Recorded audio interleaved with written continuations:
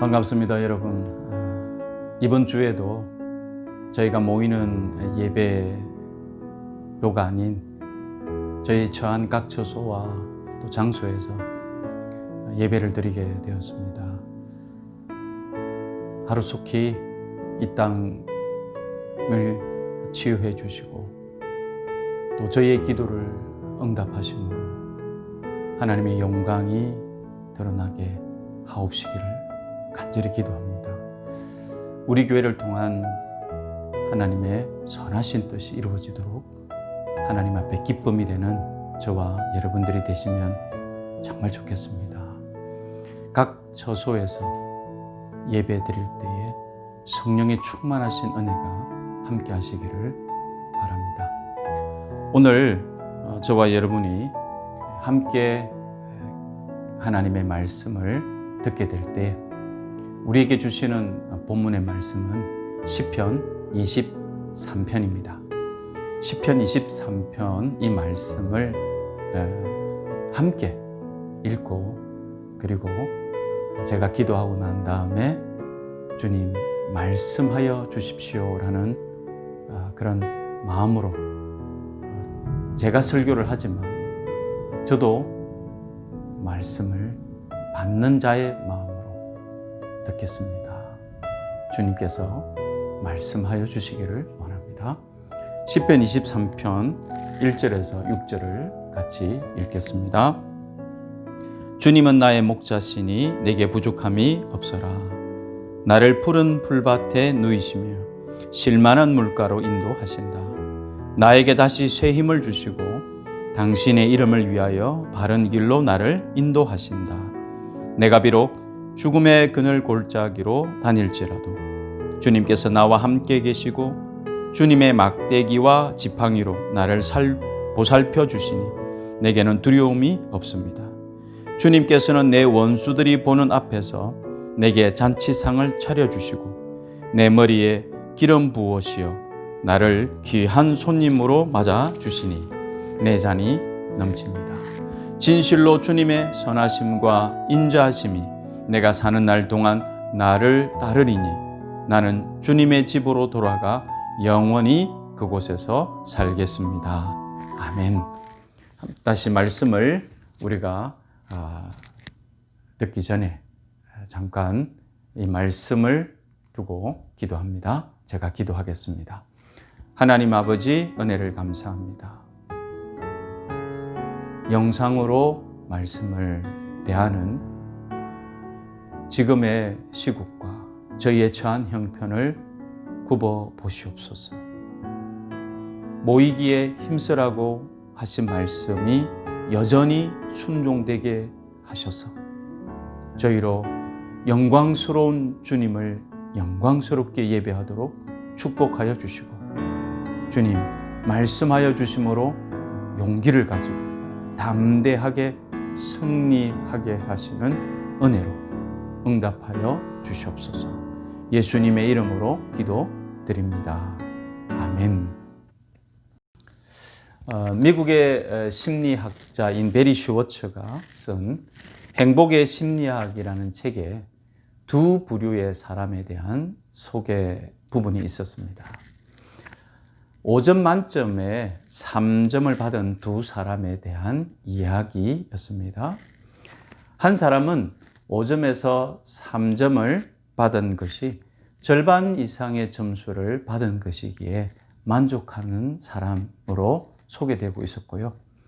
또 한 사람은 자신의 점수가 3점이라는 것을 알고 바로 만족하지 못했다고 하는데 그 이유가 3점이라는 자신의 점수가 잘 나온 것인지 안 나온 것인지에 대한 판단은 점수가 몇 점인가의 여부가 아니라 내가 다른 사람들과 비교하여 점수를 더 받았는지 덜 받았는지에 만족 여부가 달려 있었기 때문이었다라고 합니다. 그래서 그 사람은 자신과 같이 시험을 본 사람들의 점수를 파악해서 나보다 시험을 잘 본 사람이 얼마나 있느냐에 따라 만족하기도 하고 실망하기도 한다는 것이었습니다. 똑같은 3점이라는 결과를 받았지만 어떤 기준을 가지고 자신의 점수를 바라보느냐에 따라 누구는 만족하기도 하고 누구는 불만족스러워하기도 했다는 겁니다. 이 책에서 저자는 그래서 이렇게 권합니다. 사람들 사이에 내가 어디에 있느냐를 따지는 상대적인 비교로 자신의 삶을 평가하고 만족을 결정하고 산다면 사람은 행복해질 수 없다. 하지만 적정한 수준, 이 정도면 충분해라고 상황을 바라보는 사람일수록 행복하게 살아갈 수 있다. 이렇게 이야기를 마무리하고 있었습니다. 교우 여러분, 그리스도인으로 행복하게 살아간다는 것은 어떤 의미일까요? 저는 그리스도인들은 행복하게 살아가야만 하는 사람들이다. 먼저 이렇게 말씀을 드리고 싶습니다. 비록 살아가면서 굴곡이 있고 좋은 일도 있고 괴로운 일도 있고 감당하기 힘든 일을 우리가 만나기도 하죠. 하지만 이것은 잠시 우리의 마음을 약간 흔들 뿐이지. 우리는 다시 감사하며 인내하며 살아가는 사람들입니다. 그 모습을 바라보는 다른 사람들이 그래서 이렇게 표현하겠지요. 저 사람은 참 행복하게 살아가는 사람들이구나. 그래서 그리스도인들은 행복한 사람들이다. 이렇게 얘기할 수 있겠죠. 왜 그리스도인들이 행복해야 하느냐? 그리고 행복하게 살아가는 사람들입니까? 라고 물어보신다면 저는 이렇게 대답을 드릴 수 있겠습니다. 그리스도인들, 즉 하나님이 우리를 창조하셨다는 것과 우리가 죄인 되었을 때 예수 그리스도께서 우리를 위하여 십자가의 죽으심으로 구원하셨다라는 사실을 믿음으로 죄로 인해서 완전히 관계가 끊어졌던 창조주 하나님과의 관계가 회복되어 살아가는 회복된 사람들이 바로 그리스도인들입니다. 하나님과의 관계가 회복되었다는 것은 바로 하나님께서 창조시에 보시기에 심히 좋았더라라고 말씀하신 그 관계로 오늘이라는 자신의 삶을 살아가는 사람들을 말합니다. 하나님이 보시기에 심히 좋았더라라는 것을 오늘이라는 삶에 동행할 때 우리는 하나님과 동행하는 모습이다. 이렇게도 부를 수 있겠죠. 그래서 그리스도인들은 하나님이 나와 함께 하시는 오늘, 지금에 감사하고 만족하는 은혜를 누리며 살아가는 사람들이기에 행복하게 살아가는 사람들, 행복하게 살아가야만 하는 사람들이라고까지 말씀드릴 수 있는 것입니다. 오늘 저와 여러분이 함께 읽은 본문 시편 23편은 믿는 분들뿐만 아니라 믿는 저와 여러분들뿐만 아니라 믿지 않는 사람들에게도 많이 알려진 구절입니다. 요즘 코로나 블루라는 말이 있을 정도로 곳곳에 힘들어하고 있는 사람들이 많이 있습니다. 바라기는 오늘 이 말씀으로 위로를 받는 것에서 그치는 것이 아니라 위로를 넘어 우리 자신을 돌아보고 다시 새롭게 하는 은혜가 있기를 소망합니다. 먼저 함께 1절 말씀을 보겠습니다. 주님은 나의 목자이십니다. 주님은 나의 목자시니 내게 부족함이 없어라. 여기서 여러분은 어디에 눈길이 더 가십니까? 어느 부분에 더 마음이 움직이십니까? 저도 사람인가 봅니다. 제게 부족함이 없습니다. 라는 말에 제 눈과 마음이 먼저 가는 것 같습니다. 이 부분에 제 눈과 마음이 더 가는 것은 이 말씀에 제 바람과 기대를 담기 때문인지 모르겠습니다.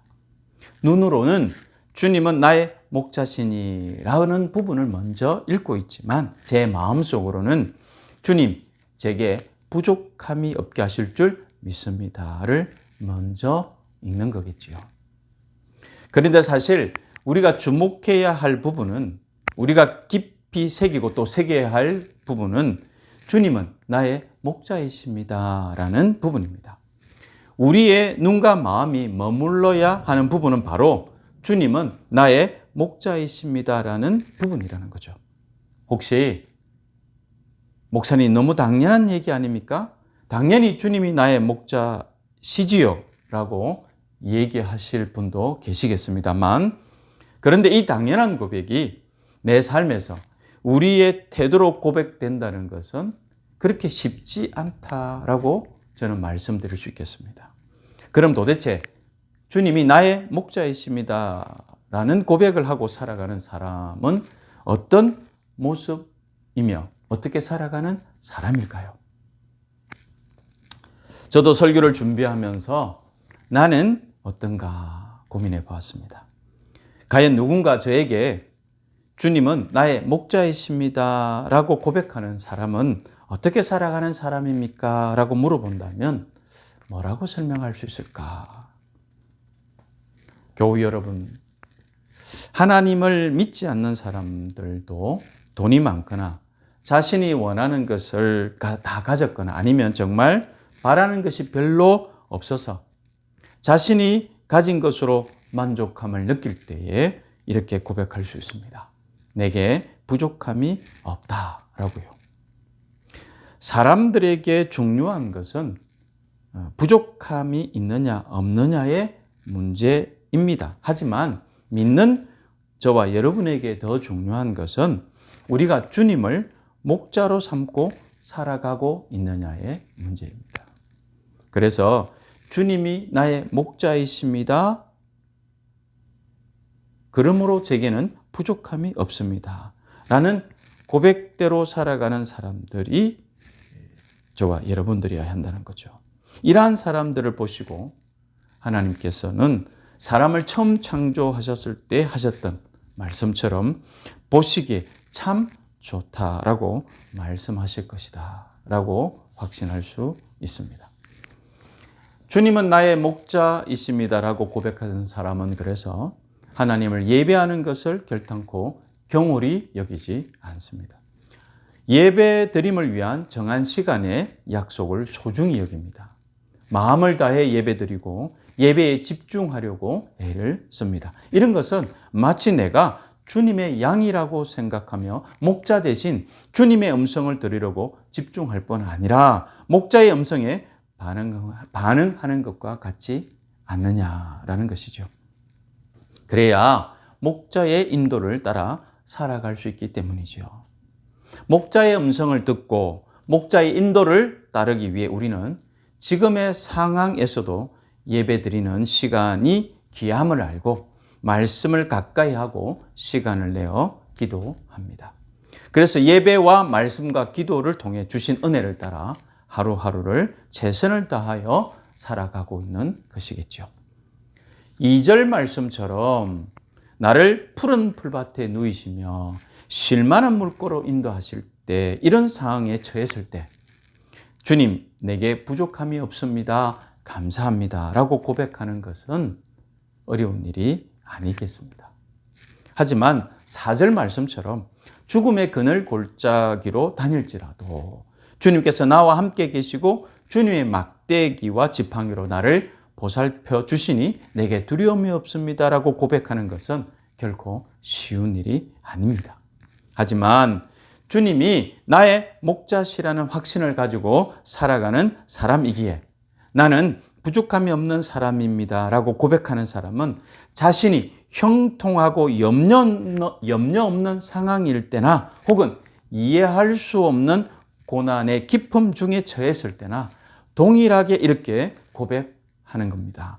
주님이 나의 목자이시기에 나는 부족함이 없습니다. 저는 여러분이 살아가는 동안 이런 죽음의 그늘 골짜기로 다니게 되는 일이 없기를 간절히 소원하고 기도합니다. 그러나 행여 이런 일을 만나게 되거든 그 순간에도 시편 23편의 말씀처럼 주님께서 나와 함께 계시고 주님의 막대기와 지팡이로 나를 보살펴 주시니 내게 두려움이 없습니다. 주님이 나의 목자이시니 내게 부족함이 없습니다. 라고 고백할 수 있기를 더 간절히 바랍니다. 여러분 기억하십시오. 주님은 나의 목자이십니다. 어떠한 상황을 만나게 되더라도 잊지 않고 기억해야 할 말씀입니다. 이것이 우리가 첫 번째로 기억하고 있어야 될 말씀이죠. 두 번째는 5절 말씀을 보겠습니다. 주님께서는 내 원수들이 보는 앞에서 내게 잔치상을 차려주시고 내 머리에 기름 부으시어 나를 귀한 손님으로 맞아주시니 내 잔이 넘칩니다. 여기에서 우리가 좀 더 생각해 보았으면 하는 것은 내 원수들이 보는 앞에서 내게 잔치상을 차려주신다는 것은 과연 어떤 의미일까라는 것인데요. 이 말씀을 보면서 자칫 우리는 이렇게 생각하기 쉽습니다. 주님께서 내가 무고하게 어려움을 당할 때나 아니면 여러 가지 이유로 어려움에 처했을 때 주께서 내 원수들 앞에서 이런 어려움들을 보란 듯이 해결해 주실 것입니다. 시편 42편 3절 말씀입니다. 사람들이 날이면 날마다 나를 보고 너희 하나님이 어디 있느냐 하고 비웃으니 밤낮으로 흘리는 눈물이 나의 음식이 되었구나. 우리도 이런 기도를 드리게 되죠. 주님, 제가 이런 어려움에 있습니다. 이 어려움을 해결해 주셔서 원수들 앞에서 잔치상을 베푸시고 저를 비웃는 사람들에게서 하나님이 살아계심을 나타내 보이도록 증거하도록 역사하여 주십시오. 그런데 우리가 기억해야 할 것은 원수들 앞에서 상을 베푸신다는 것이 이런 문제가 사라지는 것만을 의미하는 것은 아니라는 거죠. 때로는 우리가 그토록 해결되기를 바라는 문제가 그대로 우리 곁에 있을 수 있습니다. 때로는 우리가 처한 어려움으로 인해 주변 사람들에게 비웃음을 살 수도 있습니다. 그런데 그럼에도 불구하고 어떠한 상황에서도 주님의 인도하심과 계획하심을 믿고 우리의 믿음을 지킨다면 그 또한 주님께서 내 원수들 앞에서 내게 잔치상을 차려주시고 내 머리에 기름을 부으시어 나를 귀한 손님으로 맞아 주시는 것이라 저는 확신하게 되었습니다. 어려움이 해결되고 나서 주여 내 잔이 넘칩니다 라고 감사의 기도를 드릴 수도 있지만 어려운 가운데서도 여전히 우리의 믿음 지키며 살다가 주 앞에 서섰을 때 주님으로 인해 내 잔이 넘쳤습니다 라고 고백할 수 있다면 이 또한 원수들이 보는 앞에서 내가 믿음으로 승리한 최후의 모습일 것입니다. 주님, 내 잔이 넘칩니다 라는 고백은 우리의 상황에 달려있지 않음을 결코 잊지 마시기 바랍니다. 상황이 해결되었느냐 안 되었느냐에 달려있지 않습니다. 우리의 상황이 지금 어떠하냐가 중요한 것이 아니라 그 어떠한 상황에도 믿음의 고백으로 주께서 함께 하심을 믿고 걸어가고 있음이 중요한 사실입니다. 올해 6월경으로 기억합니다. 김동호 목사님이 CBS 라디오에 출연하신 인터뷰 내용을 기사로 본 적이 있습니다. 아시다시피 여러분들도 아시는 분은 아시겠습니다만 이 목사님은 1년 전에 폐암 선고를 받으시고 수술과 항암 치료를 마치셨다고 합니다. 폐암 진단을 받으셨을 때 심정이 어떠셨냐라는 앵커의 질문에 이 목사님은 죽음에 대해 무섭다기보다는 당황스러웠다. 그리고 하나님께 이렇게 질문하며 기도했다고 합니다. 하나님, 왜 하필 납니까? 그렇게 기도하던 중에 하나님께서 자신에게 답하시기도 전에 스스로에게 답을 하고 있는 것을 느꼈다고 합니다. 넌 왜 안 돼? 너는 뭐 특별해? 암이나 이런 것들이 죄로 말미암아 망가진 세상에 나타난 현상인데 거기에 내가 랜덤으로 걸린 거지. 그래, 왜 나라고 안 걸려? 내가 뭐 특별해? 다른 사람은 뭐 나보다 못해서 걸린 거고? 이렇게 생각하니 자신의 속상함과 억울함이 풀렸다고 하시더라고요. 항암 치료 받으면서 너무 힘이 드시니까 덫에 걸린 사람처럼 암에 대한 생각으로 스스로의 사로잡힌 자신의 모습이 목사로서 예수 믿는 사람으로서 모습이 아니다 싶어 일어나자마자 생각과 마음을 은혜로 선점해야 하겠다라는 생각으로 새벽 유튜브를 시작하셨다는 거죠. 특히 당신과 같이 암 치료를 받고 있는 사람들과 함께 은혜를 나누고 힘이 되어주고 싶어서 시작하셨다는 건데요. 어느 날 목사님의 설교 방송을 열심히 듣던 어떤 사람이 자신의 엄마가 돌아가셨다며 이런 댓글을 남겼다고 합니다. 딸이 남겼다는 거죠. 목사님, 저희 엄마께서 지옥같이 고통스러운 나날을 천국처럼 지내다 가셨습니다. 감사합니다. 이 댓글을 보고 목사님께서는 큰 은혜를 받으셨답니다. 지옥같이 고통스러운 나날을 천국처럼 지내다 가셨습니다. 라는 이 고백이 오늘 함께 읽은 시편 23편의 말씀을 삶으로 살아낸 고백이다라고 생각합니다. 고통 중에서도 천국처럼 지내는 모습으로 딸의 눈에 비친 이분은 아마 이렇게 고백하지 않았을까요? 주님, 원수들이 보는 앞에서 제게 잔치상을 차려주시고 머리에 기름 부으시어 귀한 손님으로 맞아주시니 제 잔이 넘치고 넘칩니다. 사랑하는 성도 여러분, 주님은 우리의 목자이십니다. 주님을 우리의 목자로 삼고 살아가는 사람은 내게 부족함이 없습니다. 주님, 제 잔이 넘칩니다. 라고 고백하는 사람입니다. 푸른 풀밭과 쉴만한 물가에서 뿐만 아니라 죽음의 그늘 골짜기에서도 천국처럼 살아가는 사람들입니다. 오늘 말씀 제목처럼 주님은 나의 목자이시기에 그래서 어떨까요? 문장을 완성해 본다면 저의 문장은 이렇습니다. 주님은 나의 목자이시기에 나는 어떠한 상황에서도 부족함 없이 행복하게 살아갑니다.